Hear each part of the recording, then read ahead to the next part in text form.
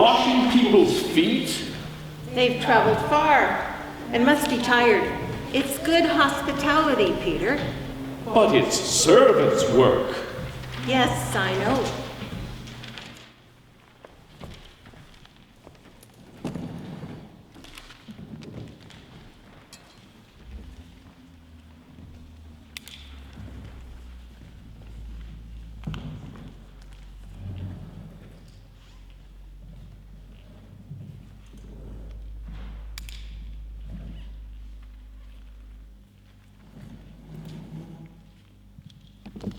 Welcome, friends, to the Passover meal. Please make yourself at home. It's kind of you to have us here, Dorcas. I know how dangerous it is for you, and I'm grateful. We're gathered here tonight to reenact the Last Supper. We Christians think of the Last Supper as Holy Communion, but for Jesus and his followers, it was the Jewish festival of Passover, a time to remember how God freed the people from slavery in Egypt. Like communion, Passover is a celebration that happens around a table, often with a lot of singing and laughter. Moses said to the people, "Remember this day on which you came out of Egypt, out of the house of slavery, because the Lord brought you out from there by strength of hand. No leavened bread shall be eaten. When the Lord brings you into the land of the Canaanites, the Hittites, the Amorites, the Hivites, and the Jebusites, which he swore to your ancestors to give you, a land flowing with milk and honey, you shall keep this observance in this month.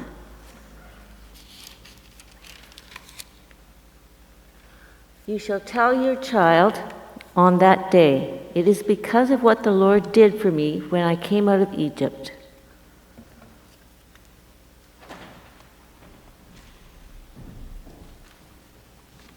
What's she doing here? Get her out. No! It's a disgrace. No, I won't go. I belong here. You followed us here, didn't you? I didn't follow you. I followed him. I followed Jesus. I guess we all did. I mean, we're all his followers. Then why did you object to what I did? You know the laws and customs. Women just don't do that sort of thing. I was foolish, I suppose, to expect more of the followers of Jesus. Yes, you are foolish. We're only human after all. You wouldn't believe how many arguments we've had over which one of us is the best disciple. Men. But you, why, you banged right into the house and anointed Jesus. That must have taken a lot of nerve. I was terrified when I stood on the threshold, but as soon as I moved into the room, I felt such confidence. I knew all of you were there, disappointing, disapproving, and it was Jesus and his pain that made me do it. His pain? Yes, his pain. Why else would I anoint him for his burial? Burial? I thought you anointed him as the Messiah. But if you think he's the Messiah, and you think I anointed him as the Messiah, why were you all so angry? It was the money. We've been working with poor people all over the country, healing them, preaching to them. To see the money you spent on that anointment wasted, it made us angry. But was it wasted? People need beauty in their lives.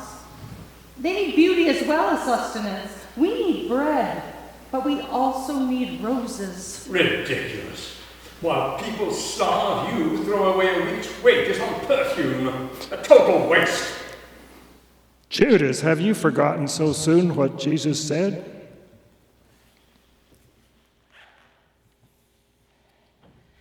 Now, while Jesus was at Bethany in the house of Simon the leper, a woman came to him with an alabaster jar of very costly ointment, and she poured it on his head as he sat at the table.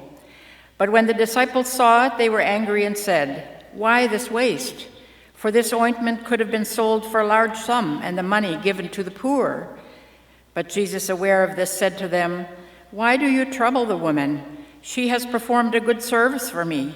For you always have the poor with you, but you will not always have me. By pouring this ointment on my body, she has prepared me for burial.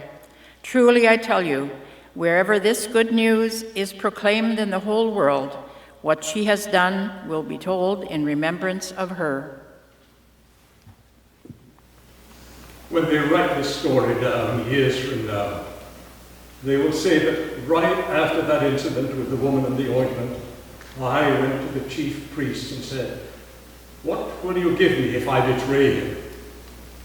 And I suppose that's true. That's when it happened. But really, it happened many times as I tried to follow him. Perhaps it's happened to you. The tempter speaks, and you find my words on your lips. What will you give me if I betray him? Maybe it's a little thing. Cheating, or gossiping, or simply an unkind word. Or maybe it's a big thing, beating your partner, killing yourself and your loved ones with alcohol or drug abuse, hating someone because they're different. We all have our 30 pieces of silver. Well, what a treat this is to have all of you in my home for Passover. It's wonderful to be celebrating the liberation from Egypt's slavery with you, Jesus. And why is that? Because you, too, are a liberator. You turn the world upside down. The authorities get so angry with you.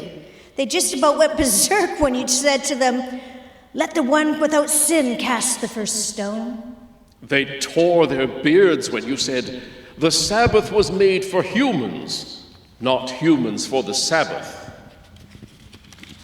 And don't forget the story of the Good Samaritan. That's a good one. Come, come, it's Passover time. Jesus, what is it? What is wrong? I have eagerly desired to eat this Passover with you before I suffer. For I tell you, I will not eat again this Passover, this meal, until it is fulfilled in the kingdom of God. He's talking in metaphors again. But what does it mean that he won't eat it again until the Passover is fulfilled in God's kingdom? Look, we're coming to the end of our little journey. I've always been the voice of reason in this bunch of dreamers. When Jesus foolishly insisted on going back to Judea to be with the family of his friend, Lazarus, I tried to talk him out of it. Last time he was here, they tried to stone him. How could he be so perceptive in so many ways and still walk into such an obvious trap? When Jesus wouldn't budge, I went along with him. But I had enough political savvy to fear the worst. I said to the others, "Let's go along so that we may die with him." I'm loyal, but I have my eyes open. Jesus is going to die. He said it often enough. The Son of Man must suffer and die and be raised again. We're all jumpy. The religious authorities are mad, and the political authorities are mad. That's a dangerous combination. But if Jesus is exalted and executed, won't we be in danger too?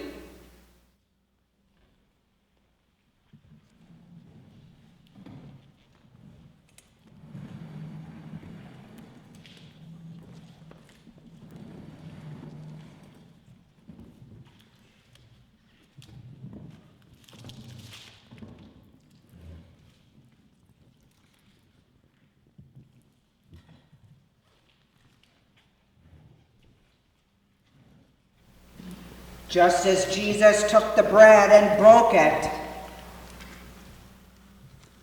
and said, "This is my body broken for you. Let us partake of the bread."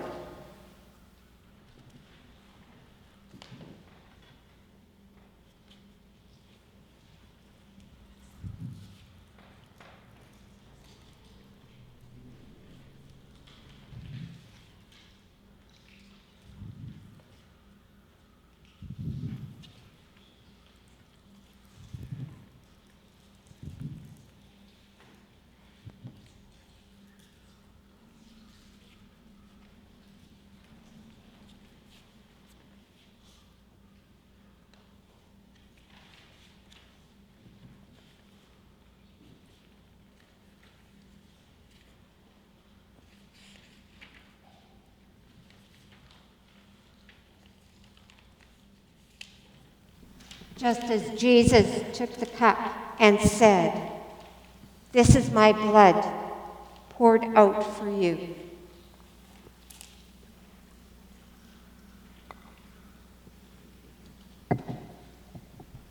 Let us partake of the wine and remember Jesus.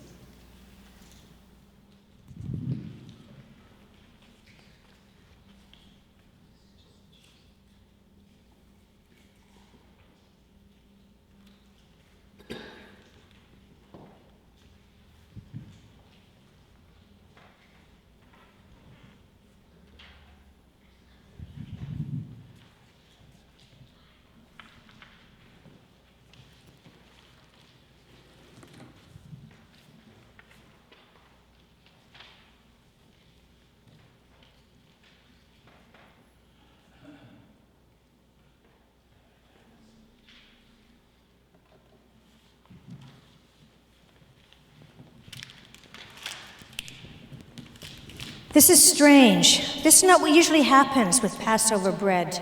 But perhaps we have another Passover, another kind of liberation.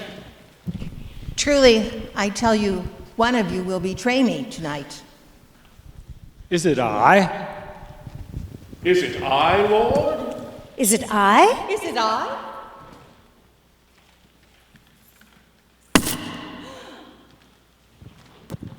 Lord, whatever happens, I'll stick by you. I'm ready for prison if that's what happens. I'm ready for death. Simon, Simon, listen. The cock will not crow this night until you have denied 3 times that you know me. Later that night, Judas slipped away. When next we saw him, he was with the temple police. He came up to Jesus, kissed him, and the police pounced. A fight broke out, which Jesus handled in his usual way. Then they took him away. We were terrified. You know what goes on in jails.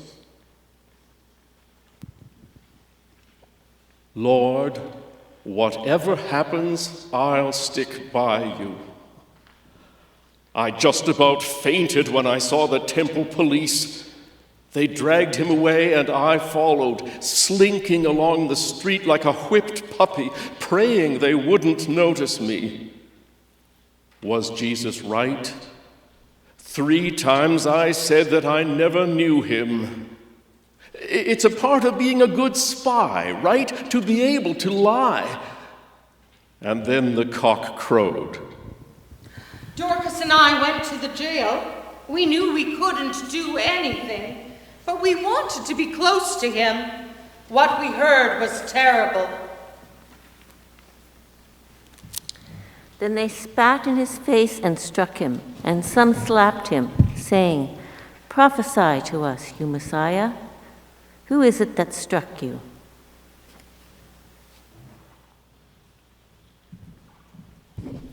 There was a trial, or something trumped up to look like one.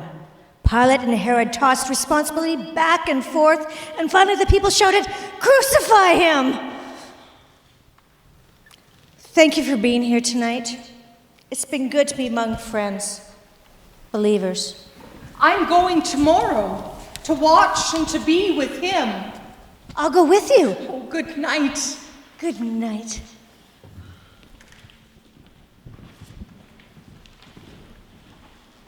The hymn is number 134 in Voices United, Shadows Gather Deep and Cold.